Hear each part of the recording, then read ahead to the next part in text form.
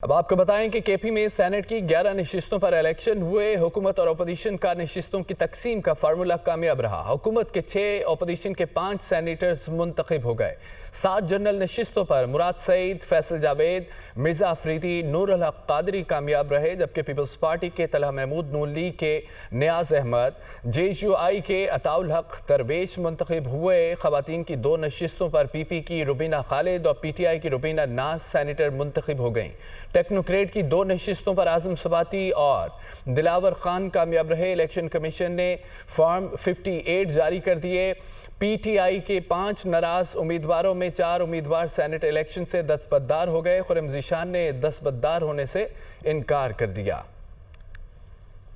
Khyber Pakhtunkhwa assembly जरगा hall में senate election का इनेकाद 11:15 बजे शुरू होने वाली पोलिंग 5:15 तक जारी रही। हुकूमत और अपोजिशन के तयशुदा फार्मूले के तहत हुकूमत 6 और अपोजिशन के 5 उम्मीदवार कामयाब हो गए। इलेक्शन कमीशन ने कामयाब होने वाले सेनेटर्स का एलामिया भी जारी कर दिया। सेनेट की 7 जनरल नशिस्तों पर आज़ाद उम्मीदवार मुराद सईद ने 26 वोट हासिल किए। फैसल जावेद 22, नूर अल हक कादरी और मिर्जा अफरीदी ने 21 वोट हासिल किए। मुस्लिम लीग नून के टिकट से सेनेट के उम्मीदवार नियाज अहमद को 18, पीपल्स पार्टी के तलहा महमूद ने 17 वोट हासिल किए। 2 खवातीन की नशिस्तों में PPP की रुबीना खालिद और आज़ाद उम्मीदवार रुबीना नाज ने कामयाबी हासिल की। टेक्नोक्रेट की सीट पर आज़ाद उम्मीदवार आजम स्वाति ने 79 और JUI के उम्मीदवार दिलावर खान ने 54 वोट हासिल किए। मेरी सोच ही थी एक आइडिया फ्लोट करके कि यहाँ आप अददी नंबर में ज़्यादा है। गवर्नमेंट को मैंने तजवीज़ दी कि आप 6 सीटें ले ले और अपोजिशन को